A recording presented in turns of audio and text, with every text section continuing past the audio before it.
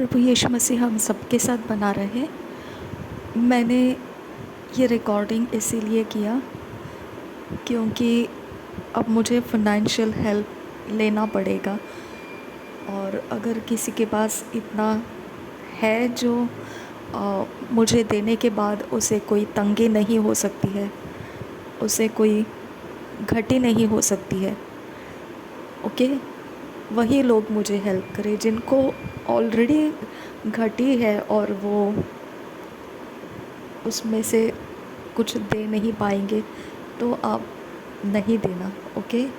क्योंकि मेरे बिल्स मैं पेंडिंग नहीं रखना चाहती हूँ, और मैं जो मुझे हेल्प देते हैं फिर वो लेट कर देते हैं, और कभी कभी वो इनकार कर देते हैं, और कभी मेरे लिए फिर ऐसा हो जाता है ना कि एक्स्ट्रा मैं उनको मांगने से वो मुझे बोलते हैं कि नहीं, इससे ज़्यादा हम नहीं दे सकते हैं। तो फिर मैं अपने लिए कुछ ख़रीद नहीं पाती हूँ, ओके। जैसे मुझे उधारी से राशन नहीं लेना है, लेकिन पैसे ना होने से फिर मैं वो शॉप से उधारी से राशन लेती हूँ। फिर एंड ऑफ द मंथ वो भी मुझे बिल पे करना पड़ता है ना।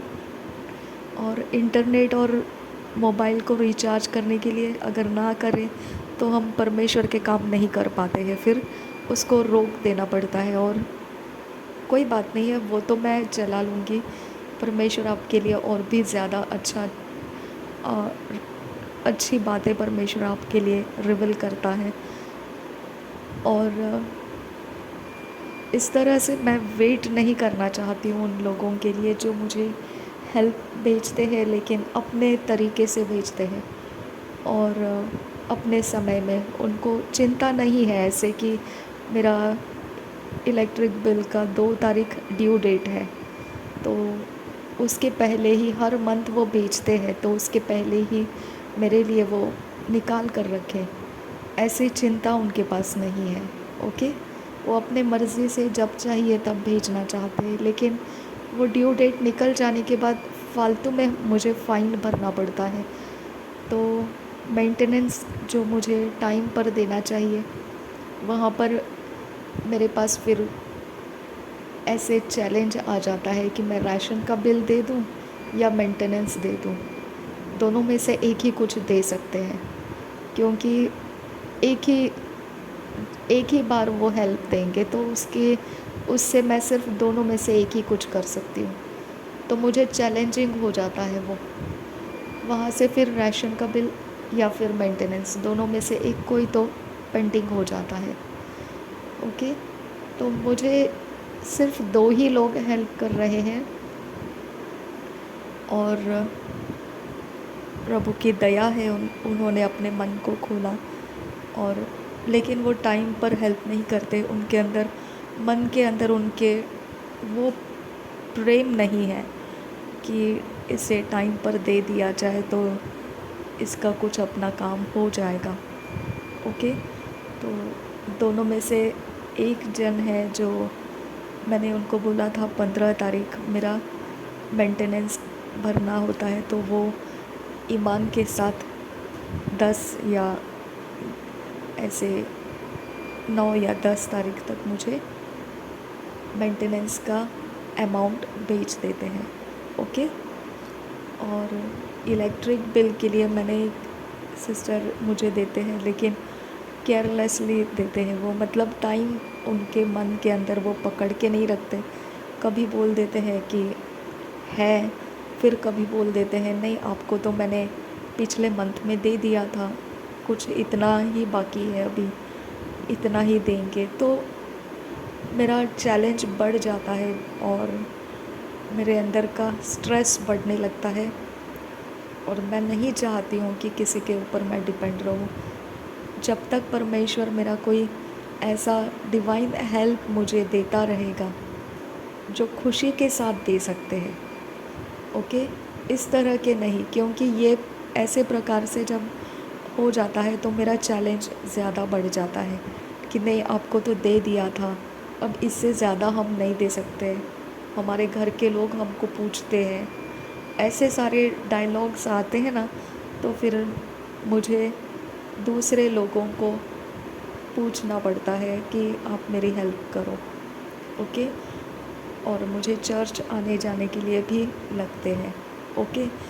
और ये सारी चीज़ें मैं आप लोगों के सामने बोल सकती हूँ क्योंकि हम सालों से इकट्ठे चलते आ रहे हैं और आपसे मैंने कभी मांगा नहीं है, कभी आप लोगों को इतने सालों से नियर अबाउट अब ये 10 इयर्स हो गया है। 2015 से लेकर 2014 से लेकर ओके 2025 तक हम सब इकट्ठे चल रहे हैं, है ना। तो आप सब इस बारे में जानते हैं कि मैंने कभी भी फाइनेंस के लिए किसी को भी नहीं कुछ भी बोला है, लेकिन अब मम्मी ना रहने की वजह से उनकी फ़ाइनेंशियल डिपेंडेंसी मुझे मिली थी कि वो पेंशनर थे, गवर्नमेंट पेंशनर थे। मैंने अप्लाई कर रखा है उसके लिए भी, प्रभु की दया उसके ऊपर हो जाएगी और अगर वो स्टार्ट हो गया फिर मैं आप लोगों से डिवाइन हेल्प मांगना बंद कर दूँगी, ओके। तो फिज़िकली अब मेरे पास सिर्फ 2 जन है जो एक ही उसमें से ईमान के साथ टाइम के ऊपर भेज देते हैं, लेकिन बाकी सेकंड जो है वो केयरलेस रहते हैं कि आज देंगे, कल देंगे, अब तो है ही नहीं, आज तो है ही नहीं, बस इतना ही है, यही ले लो, ऐसे करते हैं, ओके। तो मुझे उनको दुख नहीं देना है। जब उनके पास नहीं है, अपने दर्द के साथ वो मुझे निकाल कर देते हैं, तो उनको परेशान नहीं करना है, ठीक है ना। तो आप जो ये रिकॉर्ड को सुन रहे हैं ना, अगर फाइनेंशियली आप हेल्दी हो, ओके, उसमें से आप कुछ भी अमाउंट निकाल कर दे सकते हो, ठीक है। तो खुशी के साथ दीजिए, कुड़कुड़ाते हुए नहीं, ओके। ये कहते हुए नहीं कि लिमिटेशंस के साथ नहीं कि नहीं नहीं हमारे पास तो है ही नहीं, अब आपको पिछले मंथ में तो दिया था, अभी तो दिया था, ऐसा नहीं, ओके। खुशी के साथ परमेश्वर की बरकत भी मुझे मिलेगी, बरकत रहेगी तो मैं भी आशीषित रहूँगी, मैं अपने ज़रूरतों को पूरा कर पाऊँगी। और जैसे आप लोग आनंदित रहते हैं, फाइनेंशियल स्ट्रेस में नहीं रहते हैं, वैसे मैं भी फिर फाइनेंशियल स्ट्रेस में नहीं रहूँगी और मैं परमेश्वर का काम भी बिना चिंता रखे, कोई किसी बात की चिंता ना करते हुए दिल खोल कर मैं परमेश्वर के सामने सारी बातों को, जो भी वो मुझे बोलता है वो पूरा करते रहूँगी, है ना।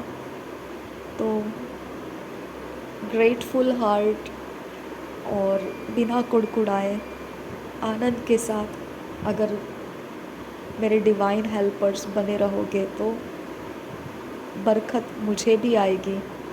अचानक वेरी सडनली मुझे कहीं से भी कुछ भी बड़े अमाउंट के हेल्प मिल सकते हैं अगर आप कुड़कुड़ाते हुए नहीं देते हैं, आनंद के साथ देते हैं, खुशी के साथ देते हैं, जानते हुए देते हैं कि अब ये समय है, बस और कुछ नहीं, ओके।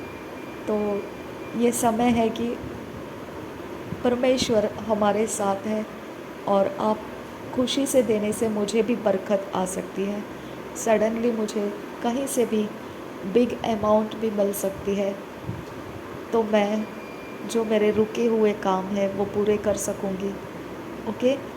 जो मुझे लीगल एयर बनाना है, लीगल एयर सर्टिफिकेट बनाना है, वो हो जाएगा, ओके। सडनली मुझे कोई भी बिग हेल्प देता है तो मेरे ऐसे कोई लीगल काम बाकी है वो भी मेरे पूरे हो जाएंगे।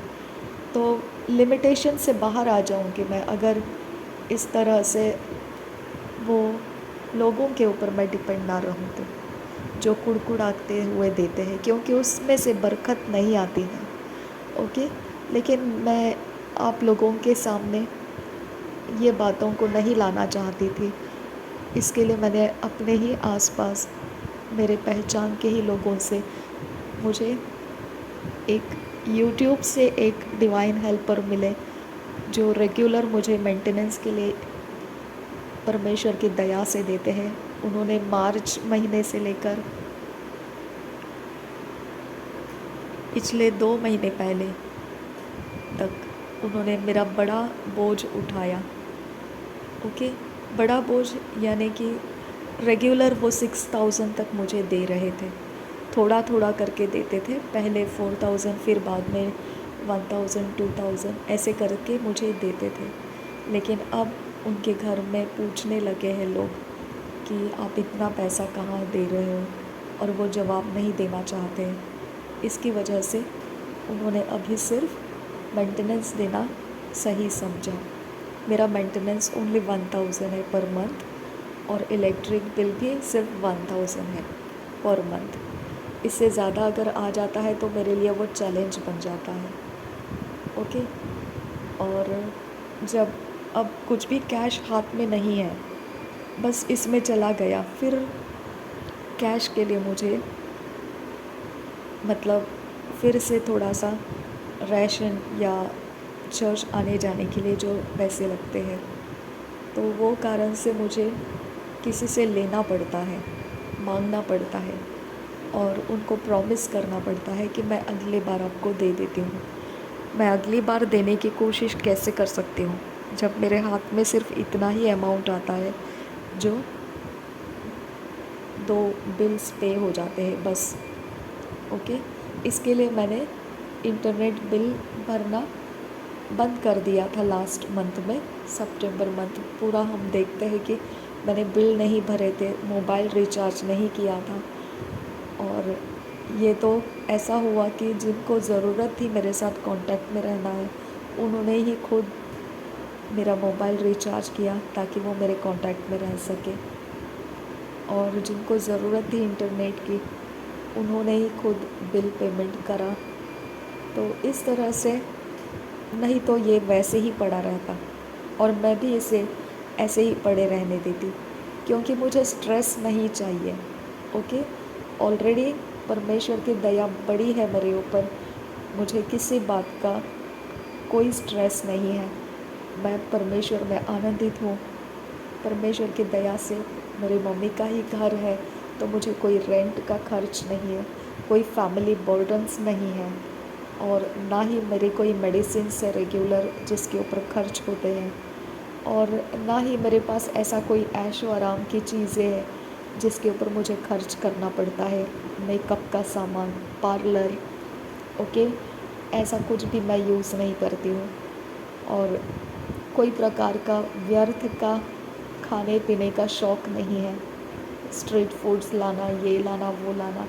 तो इसके लिए मेरे पास कोई स्ट्रेस बर्डन बनने के लिए कोई जगह नहीं है। लेकिन जो लीगली हमको बिल पेमेंट्स करना पड़ता है, वो तो रोक नहीं सकते हैं, है ना। उसको अगर रोकना चाहेंगे तो उसके फ़ाइन लग जाते हैं।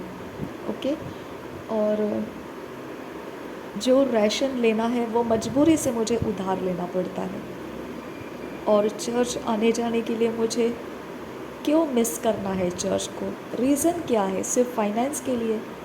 ओके, तो एक बार मैं राशन मिस कर लेती हूँ और मैं लॉन्ग टर्म फास्ट में रह लेती हूँ, कोई परवाह नहीं। लेकिन चर्च जाना, परमेश्वर को मुँह दिखाने के लिए जाते हैं हम। परमेश्वर ने मेरे प्राण को बचाया है मरते हुए हालातों से, और अब मैं जब भले चंगे में हूँ, परमेश्वर को मुँह दिखाना, परमेश्वर के सम्मुख रहना, वहाँ से कुछ सामर्थ को कलेक्ट करना, और फिर परमेश्वर के काम करने के लिए हफ्ते भर फ्री हो जाना, तो ये चीज़ें जायज़ हैं। तो इसके खर्च को हमने नहीं देखना है। फिर भी अगर जानना चाहते हो कितना खर्च होता है, तो एटलीस्ट 350 रुपीज़ होता है। ओके, और 250 मुझे टिकट्स के लगते हैं, और 120 रुपीज़ मुझे ऑटो फेयर लगता है। ओके, तो टोटल ऐसे देखा जाएगा तो मैं 400 कम से कम अपने साथ रखती हूँ। और फिर कलसिया जाते समय मैं एक स्टेशन पर हॉल्ट लेती हूँ, वहाँ पर मैं चाय लेती हूँ, वहाँ आसपास के लोगों को गॉस्पेल स्प्रेड करती हूँ। जब मैं चाय पी रही होती हूँ तो बहुत लोग आ जाते हैं मांगने के लिए, तो मैं उनको भी चाय दे देती हूँ। 5 रुपीज़ पर कप रहता है। ओके, तो मैं उनको भी देती हूँ और उनको गॉस्पेल भी बताती हूँ। तो दोनों काम हो जाते हैं मेरे, उनके साथ चाय भी हो जाती है और उनको गॉस्पेल देने का काम भी हो जाता है। ओके, तो वो कारण से कुछ उन उनके वजह से मेरा एक चाय 5 रुपीज़ का है।